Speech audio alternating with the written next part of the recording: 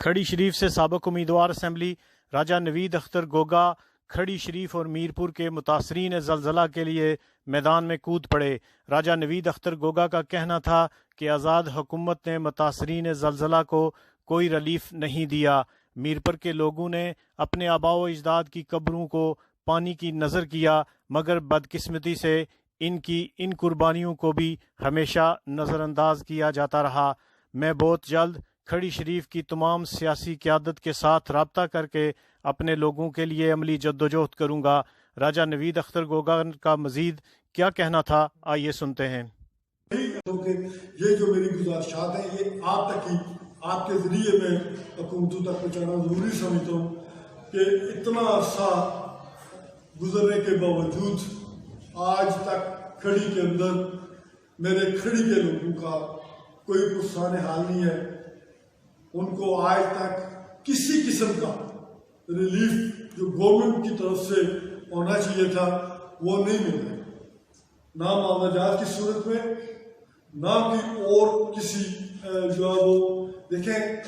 हुकूमतों का काम है कि वो अपनी अवाम का मुश्किल वक्त में साथ खड़े होकर उनके शाना बशाना रह के उनके मसाइल का हल करें।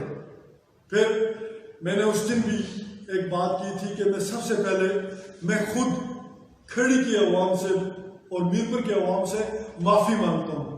अपनी गफलत, अपनी लापरवाही लोगों के साथ मैंने, हालांकि मेरा खड़ी के लोग जानते हैं कि मैंने रात के 2 बजे तक भी जो है वो मैं लोगों तक गया हूँ। जो मुझसे हो सका मैंने किया है, लेकिन वो बेसिक रिलीफ था।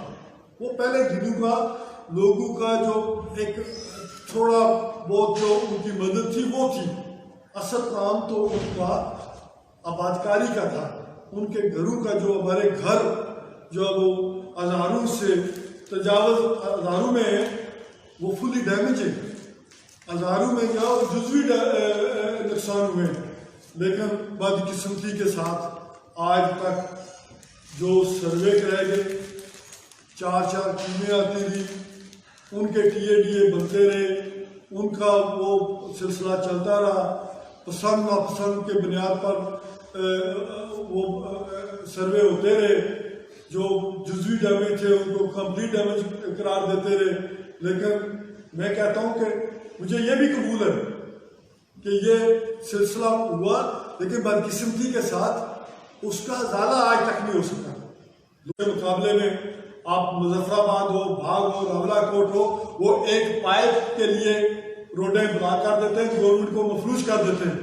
और हमारा पूरा 30% मीरपुर जो है वो तबाह हो गया।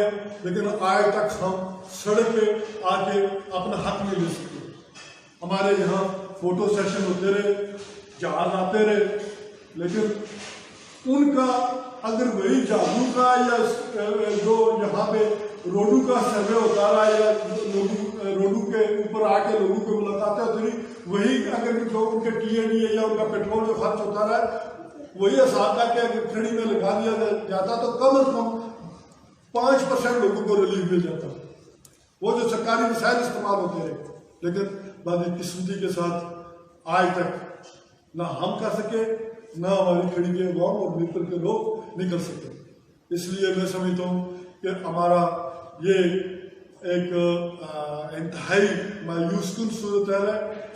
मैं वज़ीर-ए-आज़म आज़ाद कश्मीर से, वज़ीर-ए-आज़म पाकिस्तान से एक बात फिर मुतालबा करता हूँ, आप फिर फोर मीरपुर के लोगों को रिलीफ दें।